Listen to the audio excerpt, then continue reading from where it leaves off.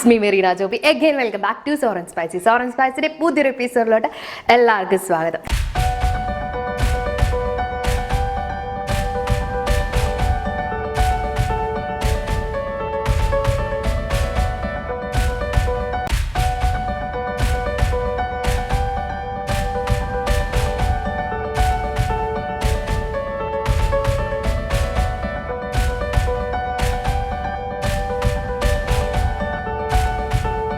അപ്പോൾ എക്സ്റ്റു റെഡിയാക്കി എടുക്കാൻ വേണ്ടിയിട്ട് ആദ്യം തന്നെ നമുക്ക് കുറച്ച് വെജിറ്റബിൾസ് ഒന്ന് വേവിച്ചെടുക്കണം. അപ്പോൾ അതിന് വേണ്ടിയിട്ട് ഞാനിവിടെ ഒരു ക്യാരറ്റ് ചെറുതായിട്ട് കട്ട് ചെയ്തെടുത്തിട്ടുണ്ട്.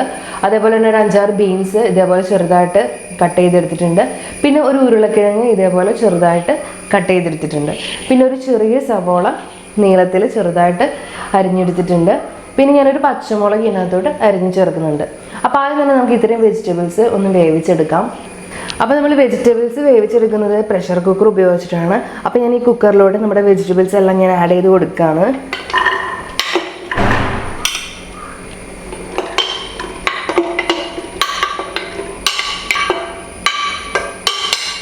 ഇതിനകത്തോടെ നമുക്ക് വെജിറ്റബിൾസിന് ആവശ്യമായിട്ടുള്ള ഉപ്പ് ചേർത്ത് കൊടുക്കാം. പിന്നെ നമ്മളിത് വേവിച്ചെടുക്കുന്നത് തേങ്ങാപ്പാലിലാണ്. ഇത് തേങ്ങാപ്പാൽ ഞാൻ 2 കപ്പ് എടുത്തിട്ടുണ്ട്. ഇത് 2ാം പാലാണ്. ഇനി എല്ലാം കൂടെ നന്നായിട്ടൊന്ന് മിക്സ് ചെയ്ത് കൊടുക്കുക. അപ്പോൾ ഞാൻ എല്ലാം കൂടെ നന്നായിട്ട് മിക്സ് ചെയ്ത് കൊടുത്തിട്ടുണ്ട്. ഇനി നമുക്കിത് മൂടി വെച്ചിട്ട് 2 വിസിൽ വരുന്ന വരെ അതൊന്ന് വേവിച്ചെടുക്കാം. അപ്പോൾ ഞാനിതൊന്ന് വേവിച്ചെടുക്കാൻ പോവാണ്. അപ്പോൾ നമ്മൾ വെജിറ്റബിൾസ് വേവിച്ച് മാറ്റി വെച്ചിട്ടുണ്ട്. ഇനി നമുക്ക് മുട്ട റെഡിയാക്കി എടുക്കാം. അപ്പോൾ അതിന് വേണ്ടിയിട്ട് ഞാനിവിടെ ഒരു പാനിൽ ഒരു 3 ടേബിൾ സ്പൂൺ വെളിച്ചെണ്ണ ഒഴിച്ച് നന്നായിട്ട് ചൂടാക്കി എടുത്തിട്ടുണ്ട്. ഇനി നമുക്ക് അതിനകത്തോട്ട് 2 കഷ്ണം പട്ട, 3 ഏലക്ക, 4 ഗ്രാമ്പു ഇതൊന്നെടുത്തൊന്ന് പൊട്ടിച്ചെടുക്കാം. ഏലക്കാന്ന് പൊട്ടി പട്ടയും ഗ്രാമ്പും ഒന്ന് മൂത്ത് വരുമ്പോൾ നമുക്ക് ഇതിനകത്തോട്ട് ഇഞ്ചിയും വെളുത്തുള്ളിയും ചേർത്ത് കൊടുക്കാം. അപ്പോൾ ഏലക്ക പൊട്ടി വന്നിട്ടുണ്ട്. ഇനി നമുക്ക് ഇതിനകത്തോട്ട് 1 ടീസ്പൂൺ ഇഞ്ചി ചെറുതായിട്ട് അരിഞ്ഞ് ചേർത്ത് കൊടുക്കാം. കൂടെ തന്നെ 1 ടീസ്പൂൺ വെളുത്തുള്ളിയും കൂടെ പൊടിയായിട്ട് അരിഞ്ഞ് ചേർത്ത് കൊടുക്കാം. ഇനി നന്നായിട്ടൊന്ന് വഴറ്റി കൊടുക്കുക. അതിൻ്റെ പച്ചമണം മാറുന്ന വരെ നമുക്കിതൊന്ന് വഴറ്റി കൊടുക്കാം. ഇഞ്ചി വെളുത്തുള്ളി മൂത്ത് അതിൻ്റെ പച്ചമണം നന്നായിട്ട് മാറി വന്നിട്ടുണ്ട്. ഇനി നമുക്ക് ഇതിനകത്തോട്ട് ഒരു മീഡിയം സൈസ് സവോള ചെറുതായിട്ട് അരിഞ്ഞത് ചേർത്ത് കൊടുക്കാം. നന്നായിട്ടൊന്ന് വഴറ്റി കൊടുക്കുക. ഇതിൻ്റെ കൂടെ തന്നെ നമുക്ക് കുറച്ച് കറിവേപ്പില ചേർത്ത് കൊടുക്കാം. 2 പച്ചമുളക് നീളത്തിൽ അരിഞ്ഞതും കൂടെ ചേർത്ത് കൊടുക്കാം. ഇത് നന്നായിട്ട് ഇതൊന്ന് വഴറ്റുമ്പോൾ നമുക്ക് ഒരല്പം ഉപ്പും കൂടെ ചേർത്ത് കൊടുക്കാം. ഇനി നന്നായിട്ട് വഴറ്റി സവാളയൊക്കെ നന്നായിട്ട് വാടി ഒരു ലൈറ്റ് ബ്രൗൺ കളറായി വരുന്നവരെ നമുക്കിതൊന്ന് വഴറ്റി കൊടുക്കാം.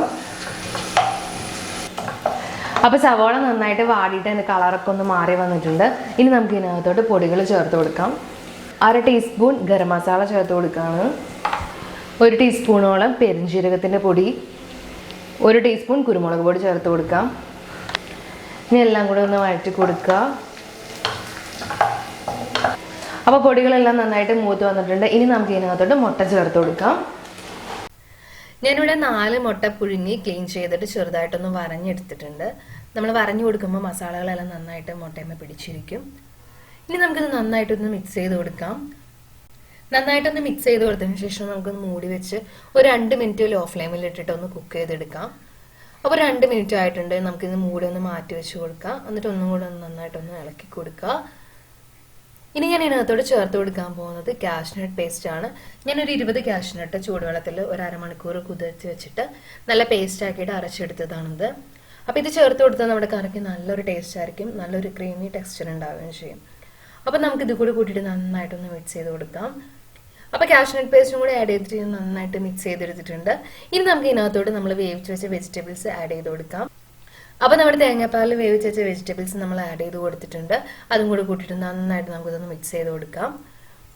അപ്പോൾ ഇനി നമുക്കിത് നന്നായിട്ടൊന്ന് തിളപ്പിച്ചെടുക്കാം. തിള വന്നിട്ട് ഒരു 5 മിനിറ്റ് കൂടി നന്നായിട്ടൊന്ന് കുക്ക് ചെയ്തെടുക്കുക.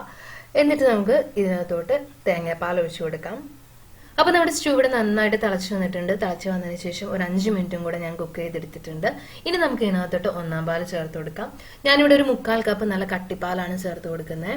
അപ്പോൾ തേങ്ങാപ്പാലും കൂടി കൂട്ടിയിട്ട് നന്നായിട്ട് മിക്സ് ചെയ്ത് കൊടുക്കുക. ഈ സമയത്ത് ഉപ്പ് ആവശ്യമുണ്ടെങ്കിൽ ഉപ്പും കൂടെ ചേർത്ത് കൊടുക്കുക കേട്ടോ. ഇനി നമ്മുടെ സ്റ്റൂ നന്നായിട്ട് തിളയ്ക്കൊന്നും വേണ്ട. നന്നായിട്ടൊന്ന് തേങ്ങാപ്പാൽ ചൂടായി ചെറുതായിട്ടൊന്ന് തിള വരുമ്പോൾ നമുക്ക് ഫ്ലെയിം ഓഫ് ചെയ്യാം. അപ്പോൾ നമ്മുടെ സ്റ്റൂവിൽ ചെറുതായിട്ട് തിള വരാൻ തുടങ്ങിയിട്ടുണ്ട്. ഞാൻ ഫ്ലെയിം ഓഫ് ചെയ്യാണ്. അപ്പോൾ നമ്മുടെ ടേസ്റ്റിയും ക്രീമി ആയിട്ടുള്ള അടിപൊളി എഗ് സ്റ്റൂ ഇവിടെ റെഡി ആയിട്ടുണ്ട്. നമുക്ക് അപ്പത്തിൻ്റെയും ഇടിയപ്പത്തിൻ്റെ കൂടെ ഒക്കെ കഴിക്കാൻ വേണ്ടിയിട്ട് അടിപൊളി ഒരു കോമ്പിനേഷനാണ്. അപ്പോൾ എല്ലാവരും ഒന്ന് ട്രൈ ചെയ്ത് നോക്കുക. എല്ലാവർക്കും എന്തായാലും ഇഷ്ടപ്പെടും. അപ്പം നമുക്കിനി അടുത്ത വീഡിയോയിൽ വേറൊരു റെസിപ്പി ആയിട്ട് കാണാം. ടാറ്റാ.